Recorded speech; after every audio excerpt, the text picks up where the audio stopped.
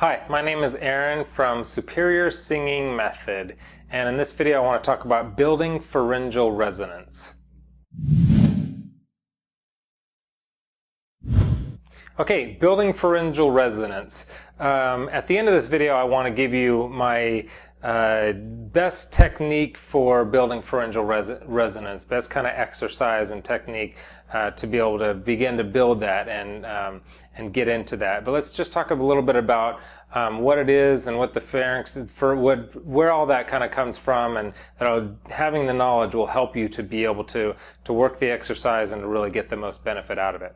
So what is resonance? Let's just talk about that. Resonance it's a deep, full, reverberating sound. It's basically exactly what you want with your singing. It's what everybody wants with their singing. You want this deep, full, kind of resonant, just this resonant, I'm using a reverberating kind of like sound that is just big and full as it comes out, and these powerful singers. That's what you want. You want this real resonant, reverberating type of sound. Now, there's a myth that volume brings resonance, or that you have to have a lot of volume and push a lot of air through your vocal cords in order to get a big sound and a full resonant sound, but that's actually not true. In fact, too much volume will just make the air blow through your vocal cords and flip into falsetto, and that's how you crack, and all those cracks and breaks, especially in your higher range. Now, adding some weight to a good technique type of sound is good, and that'll allow you a bigger sound. But resonance, the thing about resonance is that it reverberates and bounces off your resonators in such a way that it just comes out big and full without you having to force it out or try and make all this volume come out. So that's why that's what's so important about the pharyngeal resonance, because your two primary resonators, you have your chest and your head. So you have those are your two registers, so your chest register, your head register, but they're also your two primary resonators as well. But the third resonator is your pharynx. Your pharynx that's where pharyngeal comes from. You may already know that. But your pharynx is in the back of your throat, up and down, up and down in the back of your throat. Your pharynx. You got your nasal pharynx, you got your oral pharynx, and so on and so forth. So that's your pharynx back there. And what happens is the sound, as it comes up and you use that pharyngeal resonator, it bounces off the walls of your pharynx and creates a bigger sound as it comes out of your mouth. Now, you don't want to just sing with just that pharyngeal sound. You want a good blend of your chest voice, your head voice, and your pharynx to get one big one big sound, one big mixed sound. And the pharynx itself is one of the primary ways to establish a good mixed voice, a good full blended voice. So I want to give you the technique to help you get to that pharynx, that pharyngeal kind of sound, and where it is and how you can use it. The NG sound, that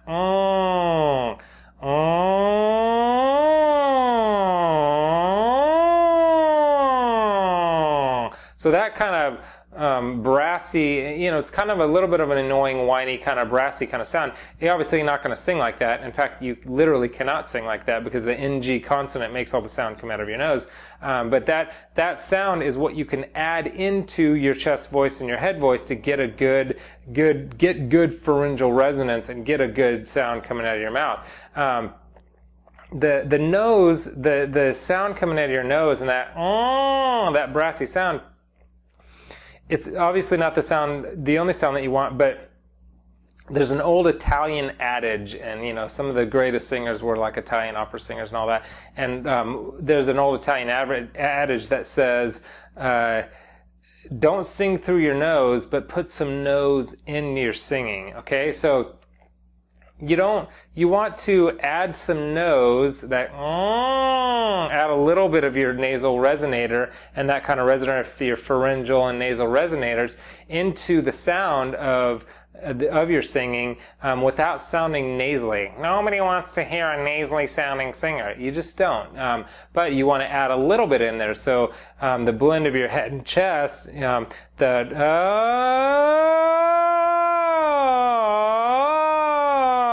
that kind of sound, it gives you that kind of resonant sound, a little bit of that sound with a little bit of the head and a little bit of the ch. So it's that